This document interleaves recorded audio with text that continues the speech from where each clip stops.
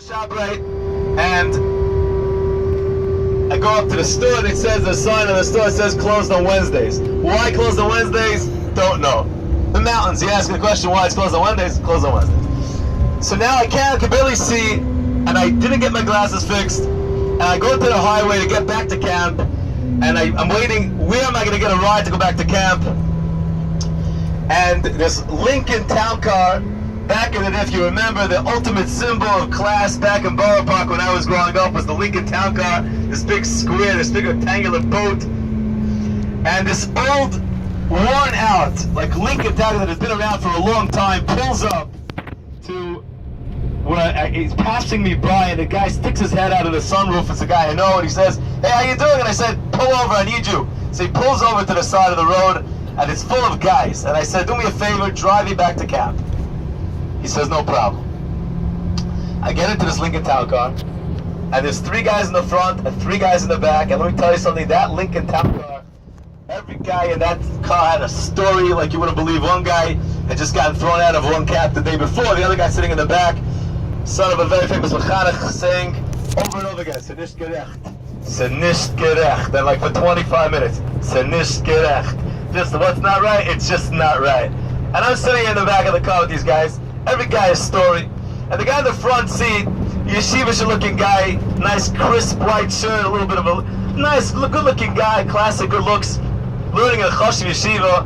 He turns to me and he says to me, "So what do you say about the Shaila? It says that, you're not allowed to Sachman." He says to me, and it says, "How could you even ask this? What he says me the Shaila, right? Well, how could you tell your heart what to like or what not to like? I'm not a team Shaila for this bracha." So I gave him an answer. He said, "That's not an answer. But Ezra says like this, or Chaim says like that." I'm just Talmud Chacham, big Talmud Chacham. He's handling, he's mamish throwing svaros and brisker right at me. I'm impressed. 17-year-old guy. He's mamish holding. He's steiging away. Clearly, he knows his stuff. And we pull up to the homework. This guy gets out. I think he was going to visit his girlfriend. I don't know. And the mamish bothered me. I was like, "You're holding. You're choshev. You know how to learn. You're really good. What's pshat? You're going to the what's going on over here?" And I thought about this a lot. And when people ask me, "How could you should work with with kids at risk? You should work with kids at risk," I would say, Rabbi Yitzchak Berkowitz asked me this when I went to talk to him about going to his car. I was one of the first 10 guys. He said to me, "How could I want to work at yeshiva kids at risk?" Like in the very whatever. I said, "Because I had every reason in the world to go off the derech. I didn't go off the derech." I said, "It bothers me so much." Like I told him the story. But what do I think to myself? And it reminds me of Rabbi Nachman. And Rabbi Nachman says something which I've told to my students many, many times. And then Rabbi Nachman on Perkei Avos over here, Perusha Rishonim, Avos Perek Rishon, on the words Yom Le'achshon Eimasai. And this is something which I've shared with many classes, and sometimes it gets people upset. Because I tell them, they say, how we always grow up with the concept, we can always do the teshuva. We can always do teshuva. Comes out from Rabbi Nachman, you can't. Not always. Sometimes you can't. It's a very scary thing. It's a very scary thought to think sometimes you can't.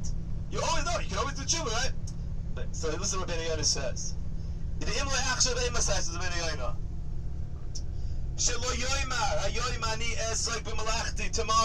working my work. I'm doing my work. But tomorrow I'm going to find the time and I'm going to fix myself. Maybe you're not going to. Maybe you won't find the time. But even if you find the time. The day that passed, the day that you wasted, you'll never be able to repeat it, to use that day. He says. You don't have the right to be mavatel this day or that day. But he is putting this in a place. And he goes on and he says, this is his biggest side, and I tell this to the girls or to the boys.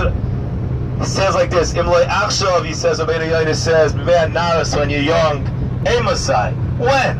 And this is the thing I thought about when I was looking at this bracha in the car. Young guy, full of life, smart like a whip, a Talmud Chacham, good looking, Alamailis. And I'm thinking, I know what your plan is. I know your plan. Your plan is that you're going to do what you want now for the next few years. And then you're going to go there to Israel, you're going to go to your Episcopalius, and you're going to take out your tzitzis, and you're going to be a top guy, because look at you, no big deal, you fixed it all. That's your plan. I know your plan. And then you go back to Lakewood, top guy.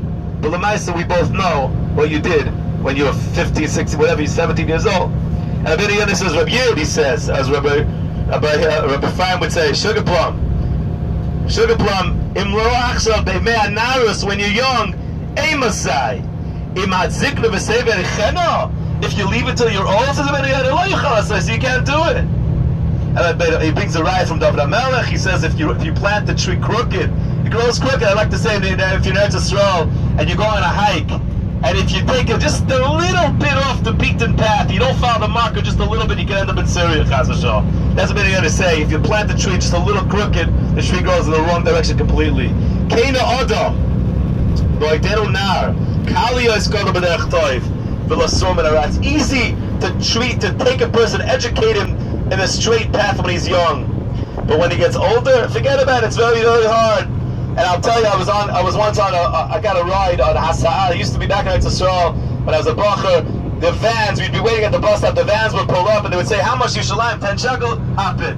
I once got a ride with this guy, not from guy, and we're talking. It was just me and him in the van, and we're driving to Yerushalayim, and we start having a conversation. He says to me, "So, can you do teshuvah?" He says to me.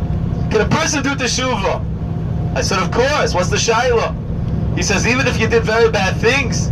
I said, of course you can do teshuvah. He says, what if you... I said, like, well, I see this guy's mamish, like, he's all nervous here. I said, what did you do? He doesn't want to tell me. He don't want to tell me. From what I understand him, I start getting an indication he's talking what he's talking about. I said, listen, Rabbi, if you mess up once or twice, it's not that... You can do teshuvah. He says, what if you mess up 20 times or 30 times? And he's talking major averes. I said, that's talking, it's true. It's not so simple if you mess up. But I said, I have a good idea for you. What about tomorrow morning? You have tefillin in your house, right? Yeah, you're a Jew. You have tefillin in your house. Tomorrow morning, just put on your tefillin and say Shema Yisrael. The whole thing will take you 4 minutes. Can you do that? That will be a start for you to do Shuvah. He says, I can't do it. I said, why nice? I can't do it. And it was Masha brought it home, Rabbi Nachman is saying. Rabbi Wallace told me that his friend, David, was a mafia guy in the Bronx. They were both in the Bronx. The